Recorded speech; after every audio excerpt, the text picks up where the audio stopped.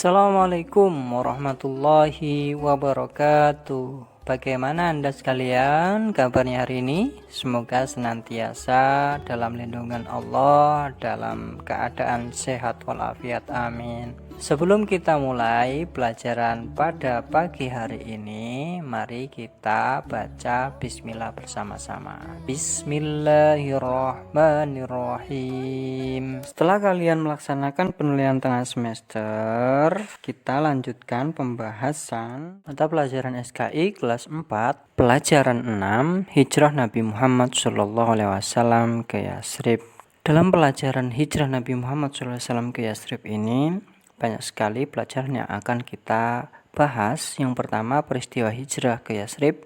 Yasrib sebelum Nabi Muhammad SAW hijrah, sebab-sebab hijrah ke Yasrib, hijrah Nabi Muhammad SAW, membangun masyarakat Madinah, membangun sarana kebutuhan ibadah umat, mempersatukan muhajirin dan ansor, membuat peraturan dan undang-undang, keperwiraan Nabi Muhammad SAW, perang Badar, perang Uhud, dan perang Khandaq. Pada hari ini kita akan membahas peristiwa hijrah ke Yasrib.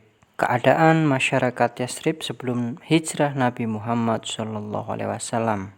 Yasrib adalah nama kota Madinah sebelum kedatangan Nabi Muhammad SAW ke sana. Yasrib merupakan daerah subur di Jazirah Arab yang dijadikan sebagai pusat pertanian. Jadi di sana itu sangat subur dan menjadi pusat pertanian. Sebagian besar kehidupan masyarakat kota Yasrib hidup dari bercocok tanam atau bertani. Selain berdagang juga berternak.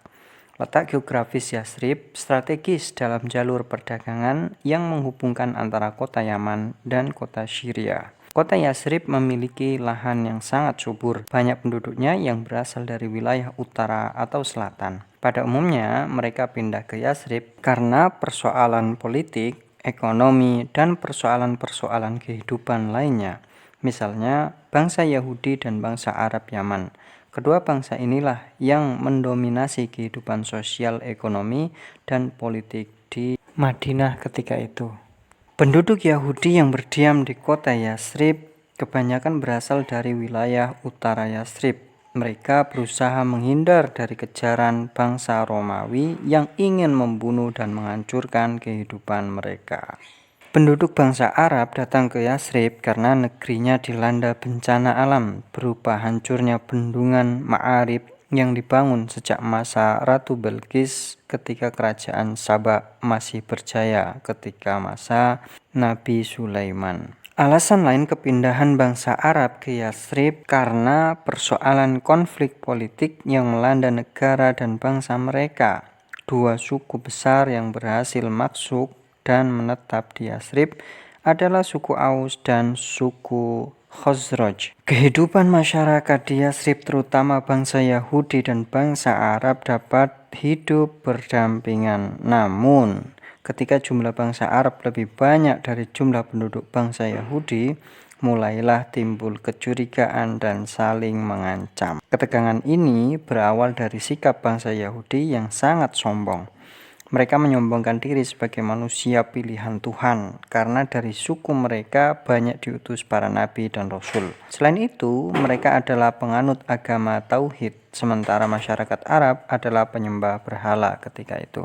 Kabar kenabian Nabi Muhammad SAW telah terdengar oleh masyarakat Yasrib. Oleh karena itu, diutuslah beberapa pemuda dari suku Aus dan suku Khazraj untuk mencari informasi tentang kebenaran berita tersebut. Hasilnya adalah kedua suku tersebut diterima oleh Nabi Muhammad SAW dan terjadilah kesepakatan yang terkenal dengan perjanjian Aqobah 1 dan perjanjian Aqobah 2. Masyarakat Yasrib sudah lama mendengar nama Nabi Muhammad SAW. Dakwahnya yang banyak menarik perhatian orang.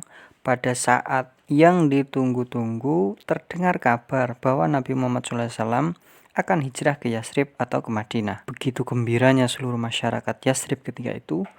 Mereka berharap dapat bertemu, bahkan berharap Nabi Muhammad SAW dapat singgah di rumah mereka. Jadi luar biasa tanggapan masyarakat Yasrib atau Madinah pada saat itu, sehingga mereka menantikan kehadiran kedatangan Nabi Muhammad SAW ke kota mereka, yaitu Yasrib.